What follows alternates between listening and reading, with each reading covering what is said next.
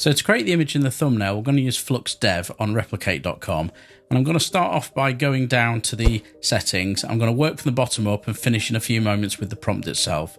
So output quality, I'm going to put that to 100 because I do think it makes a difference if you're using a compressed format like WebP or JPEG. The difference between 80 and 100 is fairly noticeable, I think. I'm going to put the guidance number down to 3 for this because 3.5 in my opinion is often a little bit too high as a starting point, especially for realistic type images, and may make it look a little bit too cartoony.